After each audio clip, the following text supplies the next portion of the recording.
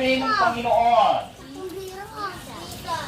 Panginoon? Yes, Jesus. Diba? Ang unang tinuro ng Diyos sa kanila ay mag-pray.